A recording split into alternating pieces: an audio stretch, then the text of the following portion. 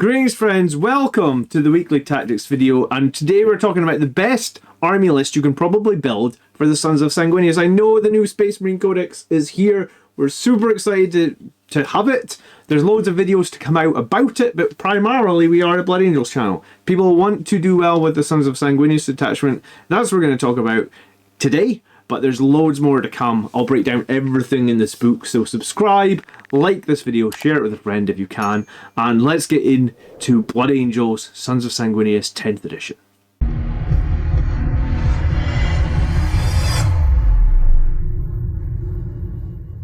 So there's no real secret, I haven't been playing the Sons of Sanguinius, but I'm going to GT in about a month, and afterwards maybe I'll give them a bit more of a serious look. Sons of Sanguinius have a tough rep at the moment with a very low win rate, but let's look at what does well. So this is a Justiciar with the Archangel Shard. Obviously the Justiciar has that Executioner's Blade, so this buffs his blade considerably. We've got Lamartes with the Blood Crozius, 110 points. Lamartes obviously bringing -1 damage and lethal hits to any unit he's attached to. In this case he would be attached to 10 Death Company. That would be 10 Death Company, a bunch of Infernal Pistols, a bunch of Power Fists, power weapons, thunder hammers. It looks like a bit of a mismatch, but honestly you could probably run this with like 10 plasma, 10 power fists, or 10 infernal, 10 power fists. That would be totally fine. You got the Sanguinary Priest, who is attached to 10 Vanguard Vets. So that's Vanguard Vets, all with heirloom weapons, all with Storm Shields. That gives them a 4-up save. They get 5-up Feel No Pain because the Sanguinary Priest is attached to them, and they also get 1 point of additional AP by the Sanguinary Priest being attached. And Sanguinary Priest is literally the only way you can get more AP in the Sons of Sanguinius attachment.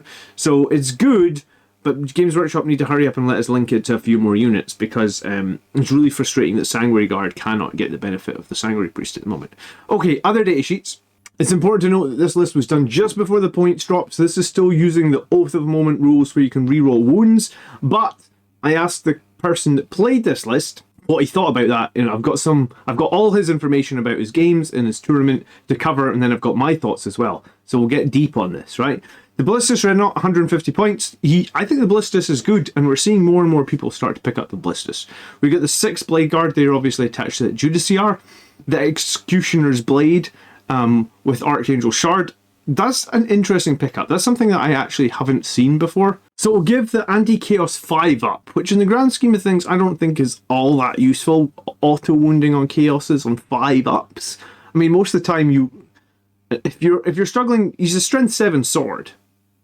So I don't really see a situation actually where he could be worse than a 5-up to wound. But hey, Anti-Chaos 5-up. He does have +1 to wound if he charges. I just feel like you're probably going to want to use Red Rampage on the Blade Guards anyway, but I mean maybe there's a situation where you don't have the ability to use the +1 to wound because you're using Red Rampage on your Death Company or something, so I can understand that, fine. You got the Death Company, 5 guys with Thunder Hammers. This is interesting in that Thunder Hammers do give out devastating wounds, but they have kind of bad ballistics, well I was going to say ballistic skill, they don't have any guns, bad weapon skill, they only hit on 4s. They do have full rerolls to hit, but I think Power Fists are just as good now because the extra hits probably make up for the lack of devastating wounds. So the Death Company ornaments are fine. I kind of have gone off Thunder Hammers myself, but hey, this guy did pretty well in the tournament with Thunder Hammers, so maybe there's edge cases where you can roll a bunch of 6s and you can do a bunch of unsavable hits with the 2 damage Thunder Hammers, and maybe that's not too bad. We also have the Eradicator Squad. Obviously it's just 3 guys, 2 melt rifles, and actually the Sergeant has a melt rifle as well. I would have thought the Sergeant would have taken the multi-melter, but guess not. We also have the Lancer. Lancers went up to 160 points. I still think Lancers are good. The Laser Destroyer has a lot of like inherent reliability where you can reroll hits. Well, 1 hit, 1 wound, 1 damage. That's going to help a lot, especially with the change of Oath of Moment. So in some ways, Gladiator Lancers could have got stronger maybe because of the Oath of Moment change. We've got the Inceptors with their nasty little 3-inch away deep strike and all that bolter fire. Sustained hits 2 on the bolters. That's pretty nice. Infiltrators to screen the backfield. Librarian Dreadnought honestly stand out in a lot of my games recently. He's just so useful for moving units around the board. Plus he does a bit of damage both in melee and with his psychic power if you need to. His Blood Lance is a pretty powerful psychic power. I was going to say, I can't remember that off the top of my head, but I think it's like strength 13.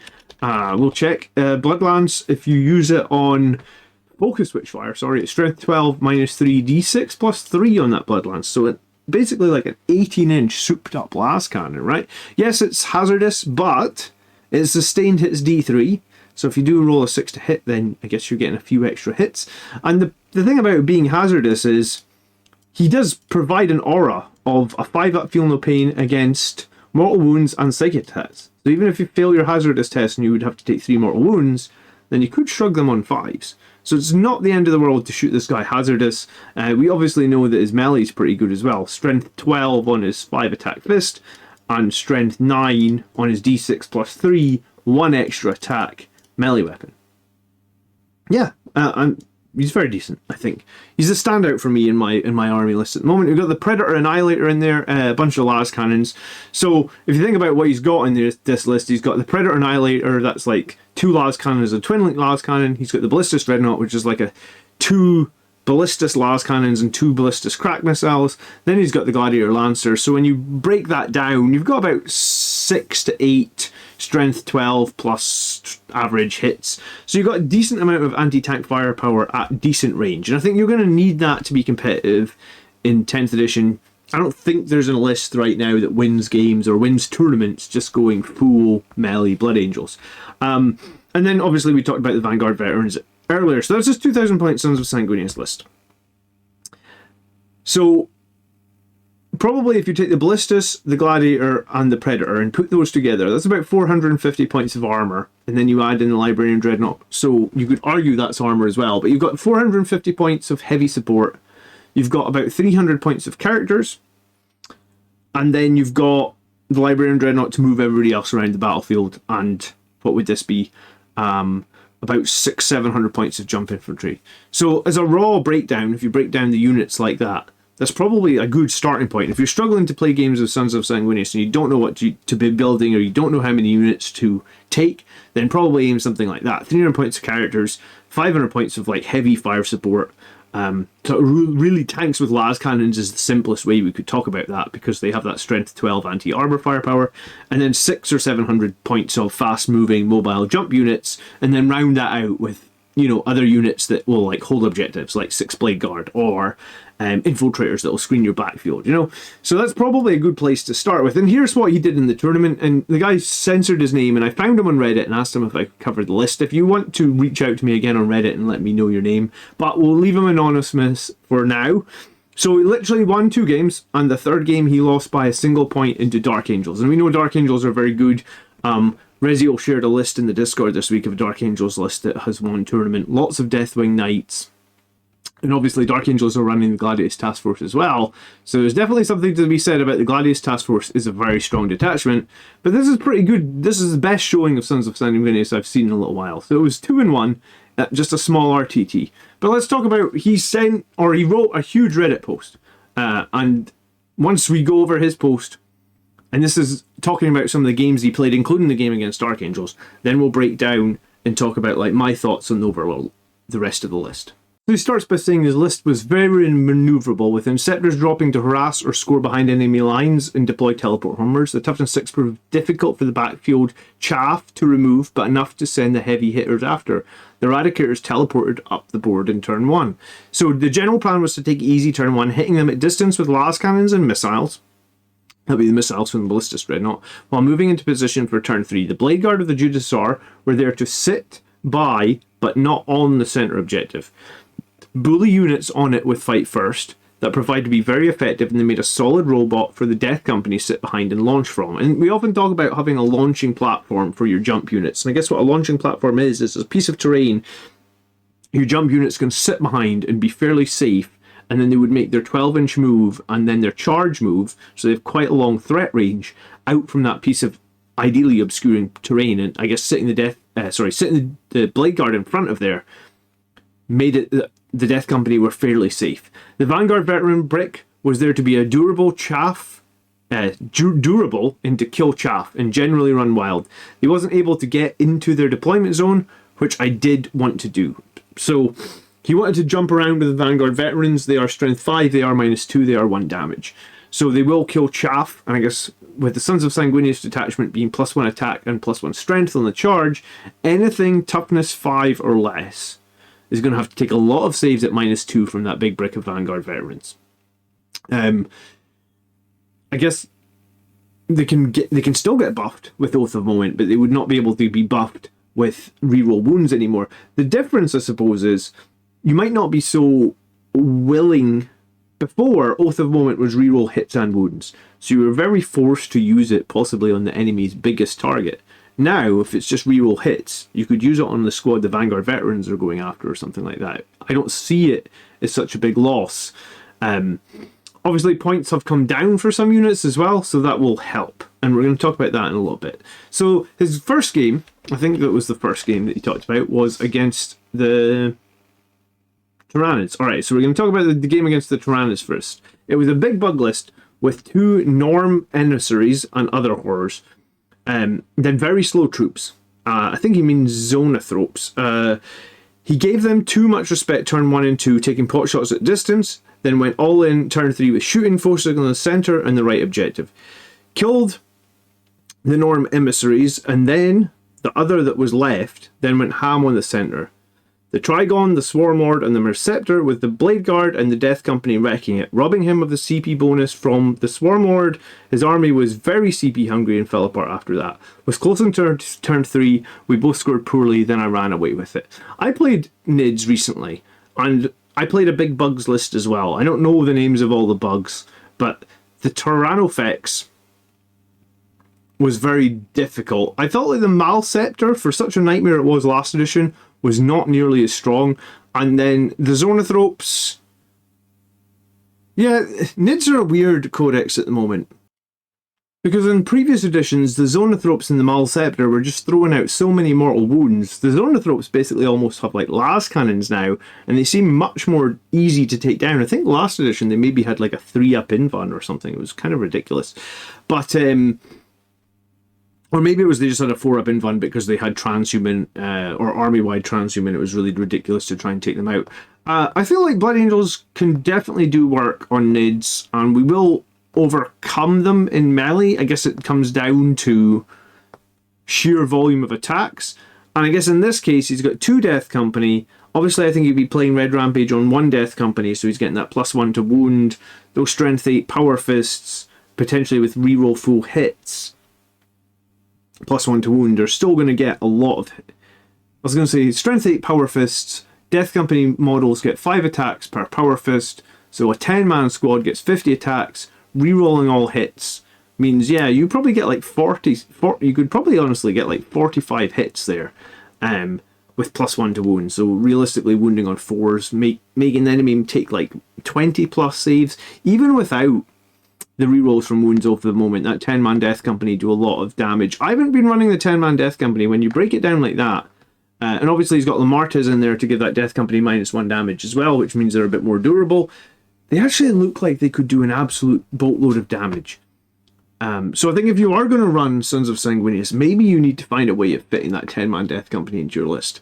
I think if you're running Gladius, you're probably okay with the 5-man Death Companies, little 5-man Death Companies with chaplains. I think that's really good. But yeah, I guess if you're doing Sons of Sanguinius, having a 10-man Death Company in there, it definitely... One of the things that's different from the tournament this guy played in is obviously the removal of the wound rerolls. So wound reroll removal is going to definitely hurt. And I was going to say, because none of the Blood Angels point costs have changed, and none of the Blood Angels rules have FAQs then yet. As of filming this video, Blood Angels kind of need an FAQ to bring them in line with the new Space Marine Index, but we don't have that yet. So I think if you're going to run Sons of Sanguinius and you're going to make it work, you probably need to have a 10-man Death Company. I don't think 10 Sangre Guard is good. I think the 10 Vanguard Vets is interesting. I think they do a different job. I think that the thing about the Death Company is you've just got a boatload of 2 damage attacks and you can reroll all your hits. But I guess if you're going to run more than 2 Death Company, I kind of feel like you want another chaplain. I'm getting sidetracked by the things that I'm seeing as I'm reading through this. But I've actually done a bunch of notes, so we'll talk about my notes as well in a minute. Alright, So, my original plan went to hell in round 2 when the Dark Angel punched me in the face with a Land Raider Redeemer, 6 Bolt Storm Aggressors with the Biologist in turn 1. So, the Dark Angels player ran what everybody is running, the Aggressors with the Biologist. They slaughtered the Blade Guard. Wow. Leaving the Judiciar on 1 wound. His revenge was to be teleported into the 2-inch space that is not screened by the Dark Angel's deployment zone and get teleport Homer for 5 EP. I took out the Land Raider with the Gladiator, and then the Predator then charged with the Vanguard Veterans. His list had 10 Hellblasters with Azrael and a Lieutenant, 10 Terminators with a Captain, Plasma Inceptors, which didn't take a single wound the whole game, Infiltrators, and the Phobos Librarian, not much health. His Hellblasters paired to Azrael are actually crazy. Azrael gives them sustained hits, if I remember correctly. His Hellblasters took out my Vanguard Veterans after the Scout Snipers took out the Sanguinary Priest leading them. Yeah, I mean, I guess if your Sanguinary Priest gets sniped out of that squad, that's actually pretty nasty. I then killed 4 of his 10 Hellblasters with the Lieutenant and Azrael with the Inceptor Overwatch. That's good. Getting them the MVP for the match. The Dark Angel's Terminators were so hard to put down. They were also very slow, so I could run around them. Didn't quite catch him up after his early dominance. It was a brilliant match.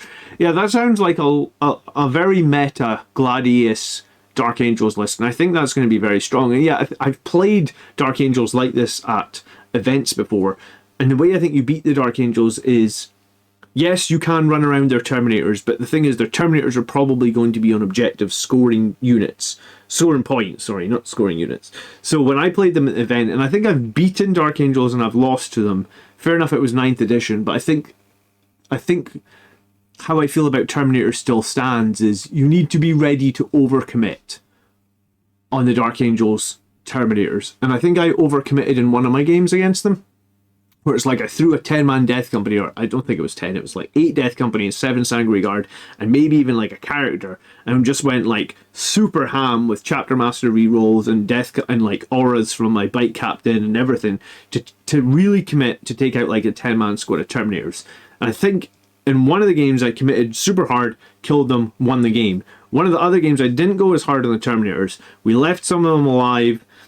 Obviously, they can't do this edition, but they used to be able to have the Apothecary on the bike, and you would start reviving them, and I lost that game because I ended up leaving a couple of Terminators, and by the end of the game, there was like 6 Terminators alive again. He's just reviving one every turn or something.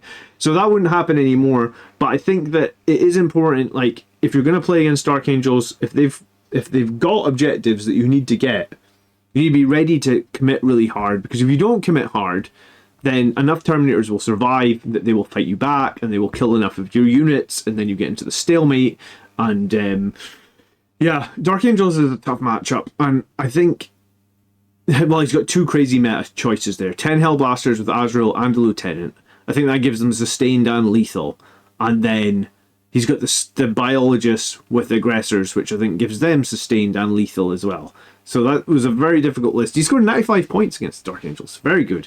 And then the final game was a demon game. He had Be'lakor, Shalaxi, Scarbrand, 3 Nurglings, 3 Dogs, 3 Screamers, 3 Flamers, and then the Changeling. I hadn't played this type of list before. Stuck to the plan and kept his big units back in his deployment zone in Torn Forge, so I couldn't shoot them.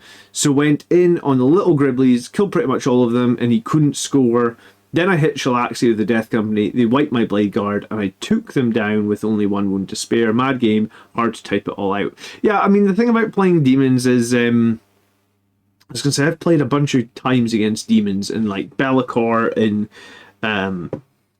Berserkers and the Shadow of the Warp. I was going to say, I feel like if your target priority is good, demons don't really have much shooting whatsoever. So if you can protect your armor in a situation like this, you can almost have like that Lancer, that Annihilator, arguably even the Librarian Dreadnought doing his 18-inch thing, and the Ballistus Dreadnought. They could just be shooting all those las cannons every turn. And if you... Yes, he's going to try and hide from them, but he can't hide forever. And if your Death Company and your Vanguards and your Blade Guard are all there, able to...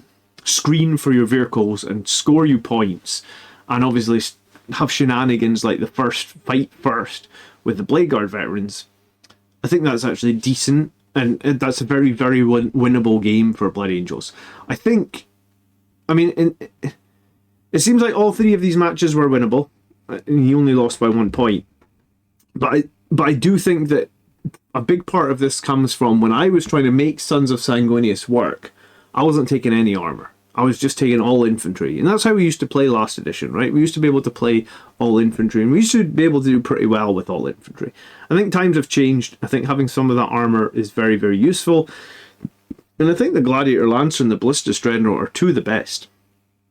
I haven't run an Annihilator myself, but I've been running some Predator Destructors, and I think they're fine. I run double Predator Destructor in the Gladius Task Force. I actually think it's really good as well. I think the Annihilator and the Destructor are better than the Ball Predator. Unless you've got a way to give the Ball Predator pluses to wound, then I don't know if it's all that good, because yes, it'll kill infantry, but it won't kill much more, because most of the time you'll be wounding on 5s, which isn't great. Killing stuff is fun, but having those jump packs and teleporting to move about is definitely the way to be competitive. And I think I agree, the Librarian Dreadnought is a standout. He will, used right with the right units in your list, he can help you be very competitive. And then having, I guess, a balance between that fire support and those jump pack units will really help. So I asked him specifically, how do you think the Oath of the Moment change, so the loss of wound rerolls, how will this affect you after having played this tournament? And he said, the loss of the wound rerolls will make the Death Company anti-infantry, anti-light vehicles. I think unless you have a lot of volume, I found it difficult to take out demons. Demons have crazy high toughness. Even like Beasts of Nurgle are really difficult to take out, because they're like toughness 8 or 9, I think. Maybe it's 9 on the Beasts of Nurgle and like 10 on their character that leads them, like Horticulus or something. I find it's difficult to take out demons at the tournament, but not infantry. The Blood Angels Jump Pack Chaplain might see more play now that the Death Company will wound on 4 as well. You either need to run the Chaplain, which I'm running, or Lamartas, and be ready to play Red Rampage almost every time they charge, because lethal hits on Lamartas won't be enough on its own. If you're not sure about that, I made a video maybe like a month ago, which I can link up above, that looks at like how lethal hits and Red Rampage interact when you're using the Death Company and how much more damage they give. Spoiler, Red Rampage does a shitload more damage than just lethal hits on its own. He usually used Oath of the Moment against big vehicles and monsters in turn 1 to 3 to make shooting more reliable, and I've definitely been doing that with the Vindicator tanks in my lists. That's why I think I might want to switch up and take a Thunderstrike. I guess we'll see. Then switch to whatever killy stuff remained to make my Vanguard Veterans or Death Company more effective into stuff like Terminators or War Dogs. Oath of the Moment is difficult when you're facing certain Marine build. Hellblasters times 10, 6 aggressors with Biologists, but for Blood Angels it keeps us being able to kill stuff effectively. We're such glass cannons that the counter punch usually removes most of our effective units. And yeah, that's the thing that I noticed the most when I played Jump Infantry. Primarily at the start of 10th edition, sorry. In previous editions, you used to be able to consolidate quite often, and you really got a lot of value being able to consolidate your jump infantry back into a position of cover to try and give them extra armor save, or to try and get some of them out of line of sight so they couldn't be shot. That's so much more difficult now in 10th edition. It's also so much more difficult to get everybody in, because you're sort of stuck with those fixed squad sizes, or 5 or 10. You can't take like a 7, which we often talked about. Sanguinary Guard always worked best as a 7. Most people ran Death Company somewhere between 5 and 8. That said, we don't know what is coming. We might get some boons, and with the Librarian Dread, Jump Pack, and Inceptors, we can move around super easy, which is the route to winning. And yeah, the route to winning in 40k at the moment, or for years now, has not been about killing things. It's about scoring secondaries. Librarian Dreadnought really helps you score secondaries. And then, obviously, Jump Packs and fast-moving models help a lot for secondary scoring as well. So that's everything that was said. Thank you so much. This guy's name on Reddit was Lord Commander Dante. So maybe he is actually Commander Dante from the 41st Millennium, and he's just posting on Reddit. But thank you so much to him for sharing the list, sharing how he did in the tournament, and sharing the games. So let's see what I thought, or what I wanted to say on top of this. So I like the fire support in sort of like 3 different units with las cannons. I think the 10-man Death Company with Lamartas for maximum damage and survivability. Just I think that anytime you go into something probably toughness 8 or more, you need to be playing Red Rampage. Probably toughness 7 or less, you can just go with lethal hits. Librarian Dreadnought is the best thing that we have for mobility. It's honestly the best unit Blood Angels have in their arsenal. I might even be tempted to run 2 of them, just so if one dies, you're still good. But you can only cast the teleport once per turn, so there would be a bit of a diminishing returns on that.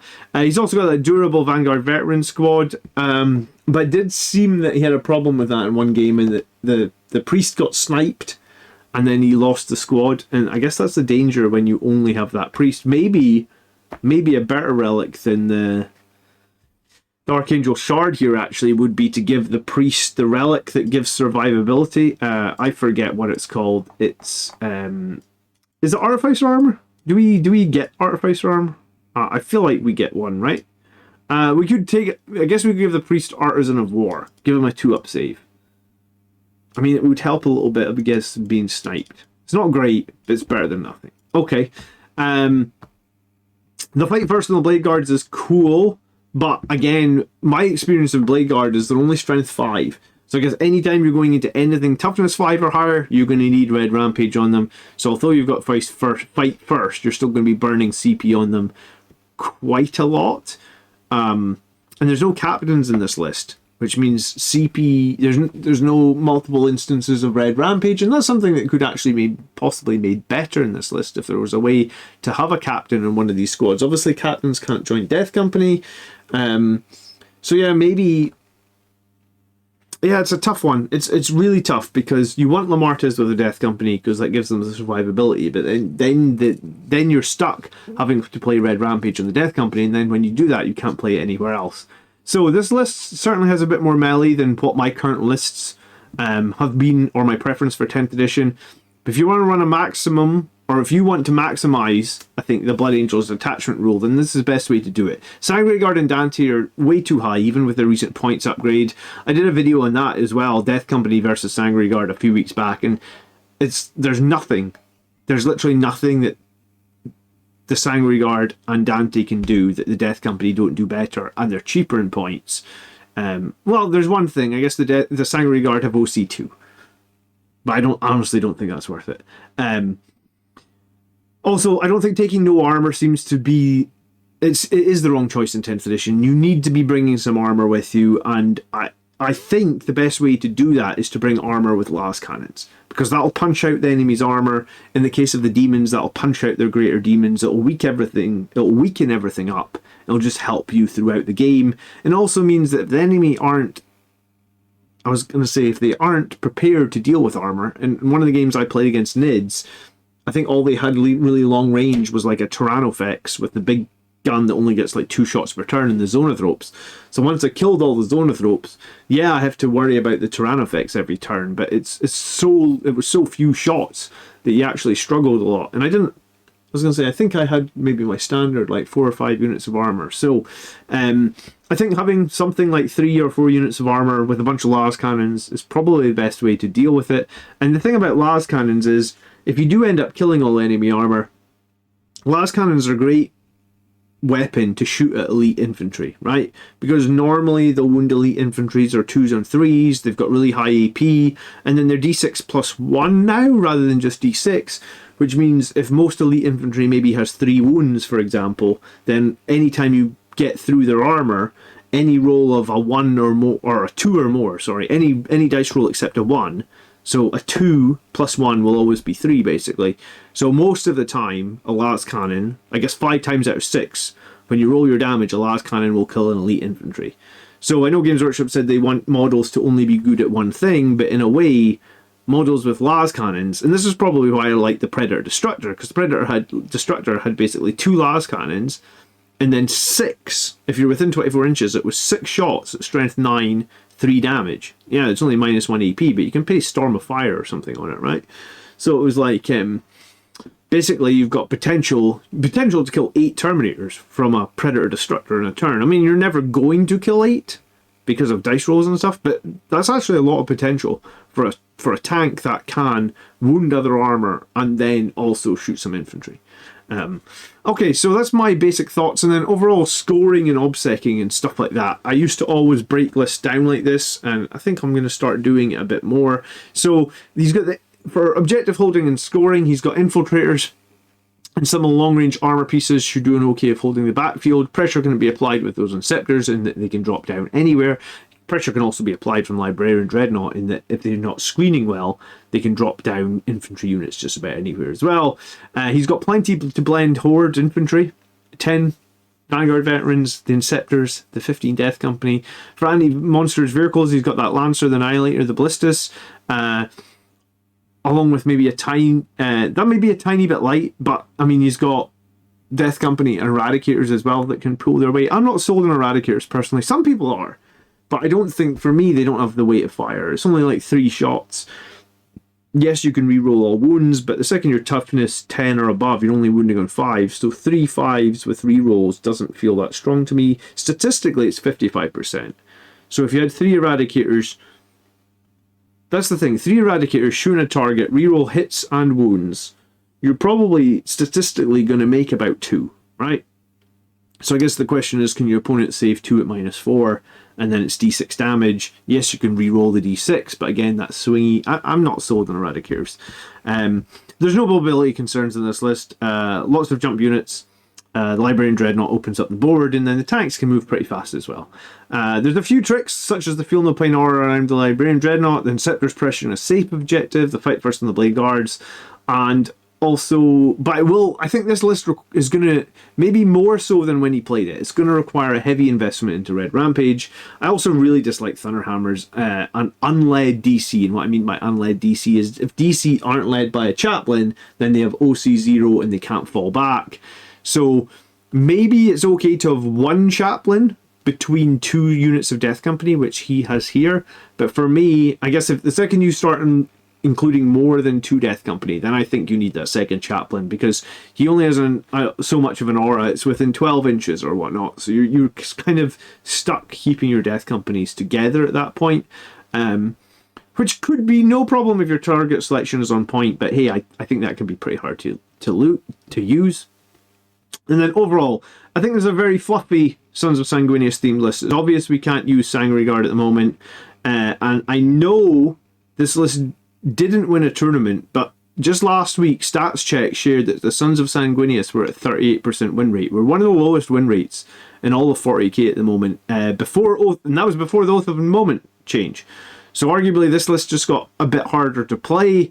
None of the units in the Blood Angels detachment went down in points, but a bunch of stuff in the Marine detachment did. So if you can still use some of the Marine stuff, then potentially you're kind of similar where you were before.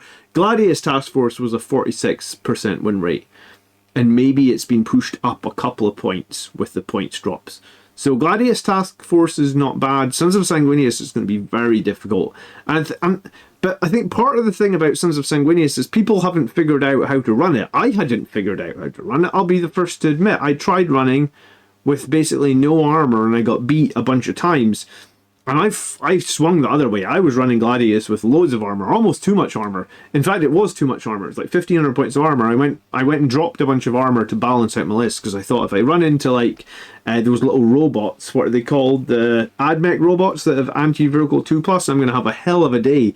And I actually ran into Votan, who have crazy anti-vehicle guns, and they even get better Overwatch on those anti-vehicle guns. So I'm glad I changed away from it. But yeah, I think you need to be somewhere in the sweet spot there between 500 and probably 750, 800 points of armor. And if you're not doing that, I think you're going to struggle to win games with Sons of Sanguinius. So I would suggest, if you are struggling to win games with Sanguinius, then you have this list now, right? Make this list or as close as you can to it, and start iterating. You could definitely, like I sometimes talk about, like, I don't like copying people's lists online. So I don't necessarily want you guys to copy the list, but look at every unit in the list and think, what's strong? What have I got? Where are the synergies? Hopefully I've covered a lot of the synergies here.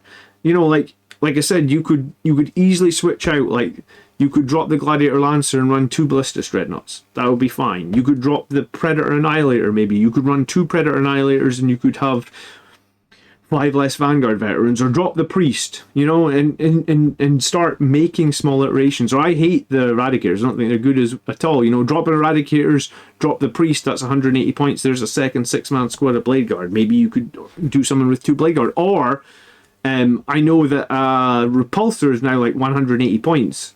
Or 190 points, I think. 190 it's a great unit, I think, for a toughness 12, basically bullet magnet that can sit up in the middle of the board holding an objective, and it could keep all those Blade Guards safe until they need to get out of it. So, take inspiration from this list. Think about what I said: 300 points of characters, 500 points of armor, 700 points of jump units. You obviously need some battle line. And if anyone's finding great success with the Sons of Sanguinius, please, please, please leave a comment down below. Link me to your... I mean, you could email me if you want. Send me over your list and I will cover them. I want to make sure that I'm making a good attempt to cover Sons of Sanguinius stuff on the channel. I know I'm playing Gladius, and I'm feeling really strong or really positive about Gladius, and I've been really enjoying the list that I've made on Gladius, and I'm more than happy to cover that. I'll be covering it because I'm going to run it to a tournament in basically... like 3 weeks time from when this video airs. So you'll have that on the channel. We'll have Sons of Sanguinius, and then we'll also break out the new Space Marine Codex as well. So I don't have too much more to say actually on this list. This was actually a more challenging video than I thought, but hopefully it was an interesting video, and hopefully anyone that played Sons of Sanguinius Detachment feels like there's some value in there. I'm going to get back to playing Sons of Sanguinius for sure. I also want to try out some of the detachments in the new Space Marine Codex. If there's anything you would like me to cover, any videos you want to see from the Space Marine Codex, you could leave me a comment down below. Remember, you could like and subscribe if you haven't been on the channel before. If you want to support me, you can do that here on YouTube or on Patreon for about the cost of a cup of coffee. Probably less than the cost of a cup of coffee. And all my patrons on YouTube supporters, you guys are superstars. Thank you so much. You let me do what this is that is my passion for Blood Angels. And at some point, I'm going to make the Sons of Sanguinius proud and win a tournament.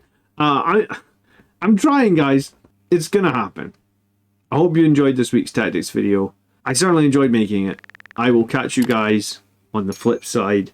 By the blood are we made strong, my friends. Peace.